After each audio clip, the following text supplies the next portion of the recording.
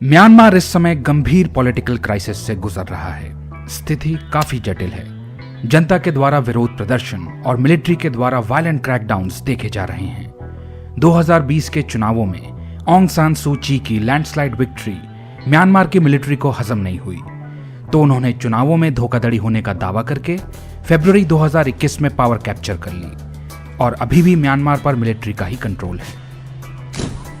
आपने ये दो टर्म्स काफी बार सुनी होंगी, तामाडाओ और मिलिट्री हुंटा। चलिए सबसे पहले तो इनका मतलब समझते हैं। तामाडाओ म्यांमार की आर्म्ड फोर्सेस का ऑफिशियल नाम है। देश के फाउंडिंग फादर जनरल ऑंग सान ने 1940s में ये नाम दिया था। 1948 में म्यांमार के ब्रिटेन से आजाद होने के बाद तामाडाओ देश की ऑफिशियल मिलिट्री बन गई। तामाडाओ बहुत शक्तिशाली है और आप पाएंगे कि इसका इन्वॉल्वमेंट पॉलिटिक्स से लेकर इकोनॉमी तक हर जगह है। कुछ रिपोर्ट्स का दावा है कि अनफॉर्चुनेटली तामाडाओ कॉन्फ्लिक्ट्स और ह्यूमन राइट्स अब्यूसेस जैसे कई सारे गलत कामों में भी लिप्त है। मिलिट्री हुंटा की बात करें तो ये टर्म बेसिकली ऐसे कुछ ग्रुप ऑफ मिलिट्री लीडर्स के लिए इस्तेमाल की जाती है जिन्होंने बलपूर्वक पावर कैप्चर कर ली है। जब कहीं पर मिलिट्री टेक ओवर होता है तब आप इस शब्द को बार बार सुनेंगे। यूजुअली मिलिट्री हुंटा लोगों की राय की परवाह किए बिना सख्ती से शासन करती है। किसी भी प्रकार का कोई डेमोक्रेटिक शासन नहीं होता है। म्यांमार की करंट पॉलिटिकल सिचुएशन में मिलिट्री हुंटा और तामाडाओ सेम ही हैं। अब म्यांमार की मौजूदा स्थिति की बात करें तो मिलिट्री टेकओवर से नाखुश लोगों ने मिलिट्री हुंटा के खिलाफ हथियार उठा लिए हैं। वे भारी मात्रा में विरोध प्रदर्शन कर रहे हैं और मांग कर रहे हैं कि सिविलियन गवर्नमेंट को रिस्टोर किया जाए। देश के कई हिस्सों में स्थिति काफी गंभीर हो चुकी है और बेसिकली म्यांमार एक युद्ध क्षेत्र में बदल गया है।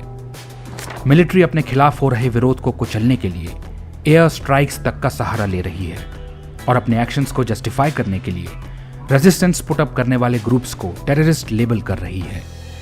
मिलिट्री क्रैकडाउन में काफी लोग अपनी जान गंवा चुके हैं और बहुत सी इंपॉर्टेंट प्लेसेस तबाह हो चुकी हैं। इनमें रिलीजियस और एजुकेशनल सेंटर्स भी शामिल हैं। मिलिट्री के अगेंस्ट रेजिस्टेंस पुटअप करने वाले ग्रुप्स को सपोर्ट करने के लिए अमेरिका ने नवंबर 2022 में बर्मा एक्ट पास किया था। ये एक्ट यूएस को म्यांमार के विभिन्न हिस्सों में मिलिट्री ऑपरेशन के खिलाफ लड़ने वाले ग्रुप्स को तकनीकी और अन्य प्रकार की सहायता देने की अनुमति देता है ताकि वे मिलिट्री हुंटा का डटकर मुकाबला कर सकें। मिलिट्री द्वारा सत्ता कब्जाने के साथ ही Myanmar back to square one आ चुका है। तख्ता पलट के बाद ऑंग सान सू ची समेत अन्य लीडर्स को डिटेंशन में डाल दिया गया था। पार्लियामेंट को डिसॉल्व कर दिया गया था और स्टेट ऑफ इमरजेंसी डिक्लेयर कर दी गई थी। इन सब के पीछे मिलिट्री का तर्क था कि ये सब अराजकता को रोकने के लिए और राष्ट्रीय एकता बनाए रखने के लिए किया गया है। वो बात अलग है कि मिलिट्री टेकओवर को 2 साल से ज्यादा हो चुकी हैं और म्यांमार की स्थिति में हमें सुधार दिख नहीं रहा है। वैसे मिलिट्री रूल म्यांमार के लिए कोई नई बात नहीं है। 2016 में डेमोक्रेटिक गवर्नमेंट के आने से पहले 5 दशकों से भी ज्यादा समय तक म्यांमार मिलिट्री शासन के अधीन रह चुका है। और तो और जिस डेमोक्रेटिक गवर्नमेंट ने ब्रीफ पीरियड के लिए म्यांमार की सत्ता संभाली उसके पास भी कोई बहुत अधिक पावर नहीं थी। देश में हो रहे एथनिक कॉन्फ्लिक्ट्स के अंदर मिलिट्री के इन्वॉल्वमेंट पर सो कॉल्ड डेमोक्रेटिक सरकार ने चुप्पी साध ली थी। 10 लाख से भी अधिक रोहिंग्यास के देश से जान बचाकर भागने के बावजूद सरकार का कहना था कि देश में किसी भी प्रकार की जेनोसाइड या एथनिक क्लेंजिंग हुई ही नहीं। वास्तविकता तो है कि मिलिट्री ने ऐसी कंडीशंस सेट कर रखी हैं जो ये इंश्योर करती हैं कि सिविलियन गवर्नमेंट के हाथ में ज्यादा पावर ना हो। 2008 में ऐसे संविधान का निर्माण हुआ जो मिलिट्री को बहुत अधिक पावर और कंट्रोल देता है। उदाहरण के तौर पर संविधान के अनुसार पार्लियामेंट में 25% मेंबर्स अनइलेक्टेड मिलिट्री ऑफिसर्स होंगे, प्लस इमरजेंसी के दौरान मिलिट्री के कमांडर इन चीफ के पास पावर होगी कि गवर्नमेंट के सभी ब्रांचेस एग्जीक्यूटिव, लेजिस्लेटिव और जुडिशरी को कंट्रोल कर सकें। यही नहीं, संविधान में चेंजेस करना बहुत मुश्किल है क्योंकि ऐसा करने के लिए 75% से ज्यादा मेंबर्स का अप्रूवल चाहिए। और भूलिएगा नहीं कि 25% तो अनइलेक्टेड मिलिट्री ऑफिसर्स ही हैं। तो इसका मतलब हुआ कि मिलिट्री की सहमति के बिना कॉन्स्टिट्यूशनल अमेंडमेंट्स करना असंभव है। यही सब म्यांमार के डेमोक्रेटिक ट्रांजिशन की राह में सबसे बड़ी बाधाएं हैं। तामाडाओ ने लंबे समय तक म्यांमार पर शासन किया है और देश की पॉलिटी और इकोनॉमी पर उनकी जबरदस्त पकड़ है। उन पर आरोप लगते रहे हैं कि वे डेमोक्रेसी और फ्रीडम्स को सप्रेस करते हैं, एथनिक माइनॉरिटीज के अगेंस्ट डिस्क्रिमिनेट करते हैं, फोर्स्ड लेबर और कई अन्य तरह के अब्यूसेस में शामिल हैं। रीसेंट मिलिट्री कू के बाद से रेजिम प्रो डेमोक्रेसी और एथनिक मूवमेंट्स को वायलेंटली क्रश कर रही है। रिपोर्ट्स के अनुसार ऑपोजिशन लीडर्स को जेल में डाल दिया गया है और डर का माहौल बनाने के लिए प्रो डेमोक्रेसी एक्टिविस्ट्स की हत्या की जा रही है। मेन ऑपोजिशन पार्टी को टेररिस्ट ग्रुप की उपाधि दे दी गई है। म्यांमार की मिलिट्री नेगोशिएट करने के मूड में नजर नहीं आ रही है। मिलिट्री बिना किसी एक्सप्लेनेशन दिए इमरजेंसी को अपनी मर्जी से एक्सटेंड किए जा रही है। वो अपने एक्शंस को सही ठहराते हुए यथासंभव प्रयास कर रही है कि देश पर उनका कंप्लीट कंट्रोल कंटिन्यू रह सके और किसी भी तरह से मिलिट्री रजीम को टॉपल न किया जा सके। इसके लिए मिलिट्री इवन कानून में ऐसे बदलाव लाने का प्रयास कर रही है जिससे कोई भी सिविलियन पार्टी दोबारा भारी मतों से चुनाव जीत न सके और देश में मिलिट्री रूल हटकर डेमोक्रेसी न आ सके। वैसे भी ऑनगोइंग कॉन्फ्लिक्ट्स और वॉलेटाइल सिचुएशन को देखते हुए फेयर और टाइमली चुनाव करवाना बेहद कठिन है। आयरनी तो ये है कि मिलिट्री चुनाव में देरी का कारण पॉलिटिकल इंस्टेबिलिटी को बता रही है। अनफॉर्चुनेटली म्यांमार तभी डेमोक्रेसी बन पाएगा जब मौजूदा अथॉरिटेरियन रजीम खुद इस दिशा में प्रयास करे, है ना अजीब बात। म्यांमार में स्थिति दिन ब दिन बिगड़ती जा रही है। इससे पड़ोसी देशों के लिए भी समस्याएं खड़ी होने लगी हैं। बांग्लादेश तो पहले ही म्यांमार से 2017 में भागे रोहिंग्या रेफ्यूजीज को शरण देने में स्ट्रगल कर रहा है। भारत और थाईलैंड भी रेफ्यूजीज को शरण देने की स्थिति में नहीं है।